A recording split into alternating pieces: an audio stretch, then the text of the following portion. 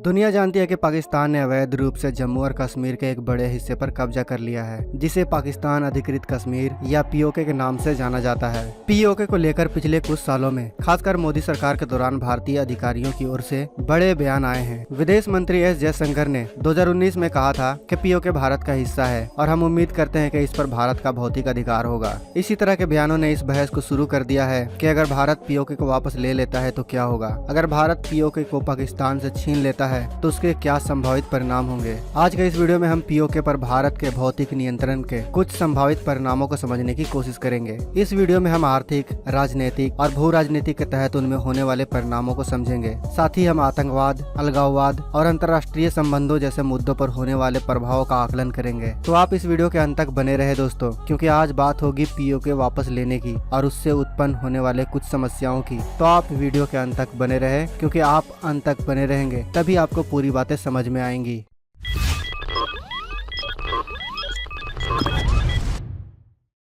दोस्तों, पीओके वापस लेने के बाद उसके क्या क्या प्रभाव होंगे, यह जानने से पहले हमें यह जानना जरूरी है कि आखिर पीओके है क्या। दरअसल पीओके में विभिन्न क्षेत्र शामिल हैं। यह तथाकथित आजाद कश्मीर, गिलगित बाल्टिस्तान और सक्सगाम घाटी का क्षेत्र है, जो पाकिस्तान ने चीन को उपहार के तौर पर दिया हुआ है। पीओके क्या है, यह जानने के बाद हमें यह जानना जरूरी होगा कि भारत पीओके को आखिर वापस लेगा तो कैसे लेगा। दोस्तों, यह बात तो साफ है कि पाकिस्तान पीओके को शांति से भारत के कब्जे में आने नहीं देगा। यह कूटनीति के माध्यम से होना लगभग असंभव है। तो साफ है कि पीओके को वापस लेने के लिए सैन्य कार्रवाई की जरूरत होगी। लेकिन ध्यान देने वाली बात यह होगी कि यह सैन्य कार्रवाई छोटी मगर बहुत तेज और निर्णायक करनी होगी। लंबे समय तक चलने वाला युद्ध एक परमाणु युद्ध में बदल सकता है और कोई नहीं चाहेगा कि भारत पाक के बीच का युद्ध परमाणु युद्ध में बदल जाए। साथ ही चीन के सक्रिय रूप से शामिल होने पर भारत को दो मोर्चे के युद्ध के लिए तैयार रहना होगा। हमें इस बात का भी ध्यान रखना होगा कि पीओके में पाकिस्तान द्वारा अत्यधिक सैन्यकरण किया जाता है, इसलिए पीओके में मौजूद महत्वपूर्ण सैन्य प्रतिष्ठानों को तबाह करना होगा और उसके बाद ही क्षेत्र पर कब्जा करना होगा। भारतीय सशस्त्र बलों को तालमेल से काम करना होगा। हवाई हमले,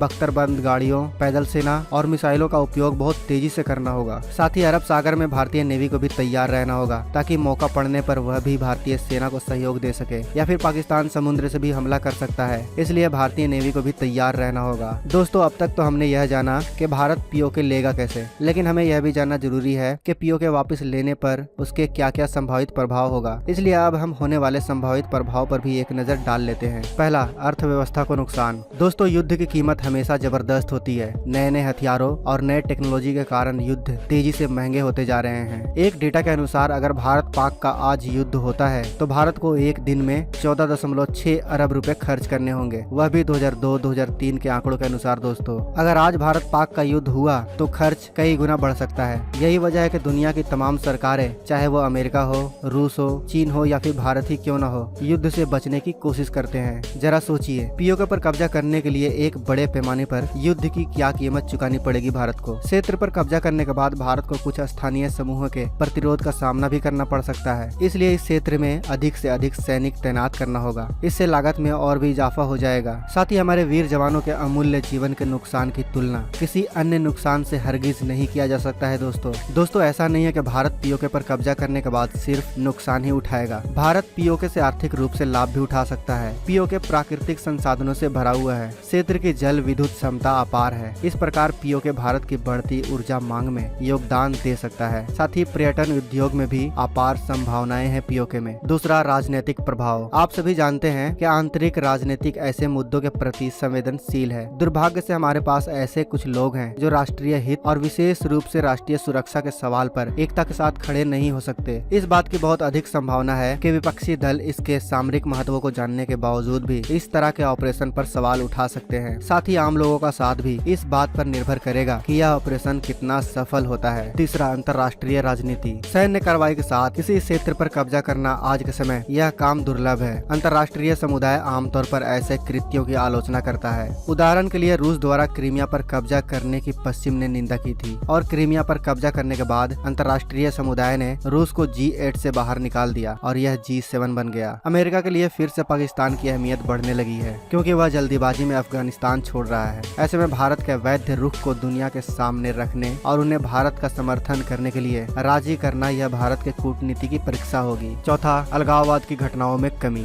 भारत में विशेष रूप से कश्मीर घाटी में पाकिस्तान प्रायोजित आतंकवाद में भारी कमी आएगी। ऐसा इसलिए होगा क्योंकि घुसपैठ के लिए ज्यादातर आतंकी लॉन्च पैड POK में ही है। हम यह नहीं कह सकते हैं कि आतंकवाद पूरी तरह समाप्त हो जाएगा, लेकिन युद्ध का मैदान अब कश्मीर घाटी से POK में स्थानांतरित हो जाएगा। पांचवा, क्षेत्रीय भू राजनीति में प्रभाव। क्षेत्रीय भू राजनीति सबसे अधिक प्रभावित पहलू होगा। POK को वापस लेना भारत के लिए जबरदस्त संभावनाएं पेश करता है, जो कुछ इस प्रकार होंगी। पहला, POK अफगानिस्तान के लिए सीधा भूमि मार्ग गिलगित अफगानिस्तान के वखान कॉरिडोर से जुड़ा है। POK अफगानिस्तान तक पहुंचने के लिए पाकिस्तान और ईरान पर भारत की निर्भरता कम करेगा। भारत अगर POK को वापस ले लेता है तो भारत का मध्य एशिया, रूस और यूरोप के साथ व्यापार बढ़ जाएगा। साथ ही ताजिकिस्तान होते हुए एक गैस पाइपलाइन पाकिस्तान को दरकिनार कर भारत लाई जा सकती है। दूसरा, पाकिस्तान को चीन से अलग करना। दोस्तों, अगर भारत POK को वापस ले लेता है तो पाकिस्तान और चीन के बीच कोई सीधा जमीनी संपर्क नहीं रहेगा। साथ ही भारत उनके लिए अपने हवाई क्षेत्र भी ब्लॉक कर सकता है। इस प्रकार कनेक्टिविटी का एकमात्र तरीका अधिक लंबा और असुविधाजनक समुद्री मार्ग होगा, जो चीन पाकिस्तान के गठजोड़ के लिए एक बड़ा झटका होगा। साथ ही भारत पाकिस्तान के बीच भविष्य में कभी युद्ध होगा तो चीन पाकिस्तान का तत्काल सैन्य सहायता देने की स्थिति में नहीं होगा। तीसरा, CPEC का अंत। भारत अगर POK को पाकिस्तान से छीन लेता है तो चीन पाकिस्तान के बीच आर्थिक गलियारे का खात्मा हो जाएगा, जिससे चीन के वैश्विक महत्वाकांक्षाओं पर बड़ा झटका लगेगा। दोस्तों, भारत अगर POK को पाकिस्तान से वापस ले लेता है तो सबसे बड़ा सवाल यह होगा कि इसके बाद भारत और पाकिस्तान के बीच के रिश्ते कैसे होंगे। हम आपको बता दें कि भारत पाकिस्तान के रिश्ते सबसे निचले स्तर का होगा। अब भारत पाकिस्तान की लड़ाई भारत पाकिस्तान के अंतर्राष्ट्रीय सीमा पर होगी, न कि LOC पर, जो भारत के क्षेत्र के अंदर है। अब पाकिस्तान का ध्यान POK को वापस लेने की ओर जाएगा। कश्मीर को वापस लेना अब पाकिस्तानी रणनीतिकारों के लिए कम महत्वपूर्ण नहीं होगा। वहीं दूसरी ओर चीन से युद्ध की आशंका भी बढ़ जाएगी, क्योंकि चीन ने CPEC में भारी निवेश किया हुआ है। चीन भारत को इतना भारी निवेश आसानी से कभी नहीं देना चाहेगा। ऐसे में चीन के साथ पाकिस्तान का समर्थन करने के लिए दो मोर्चों पर युद्ध का खतरा मंडरा रहा है। भारत को इस तरह के खतरों का मुकाबला करने के लिए अपनी सैन्य क्षमताओं को और अधिक उन्नत बनाने की आवश्यकता है। इसके अलावा दोस्तों, पाकिस्तान से समर्थन में कठिनाई के साथ कश्मीर में अलगाववाद में भारी कमी आएगी। केंद्र शासित प्रदेशों में स्थिरता और आर्थिक विकास का अनुभव होगा। दोस्तों, आशा है आप समझ गए होंगे कि अगर भारत POK को वापस ले लेता है तो भारत पर क्या क्या प्रभाव पड़ेगा। आज के इस वीडियो में बस इतना ही। वीडियो अच्छी लगी हो तो वीडियो को लाइक और अपने दोस्तों के साथ शेयर करना बिल्कुल भी ना भूलें। साथ ही कमेंट बॉक्स में अवश्य बताएं कि भारत को POK कब तक वापस ले लेना चाहिए। कमेंट बॉक्स में अवश्य बताएं दोस्तों, हम आपके कमेंट का इंतजार कर रहे हैं।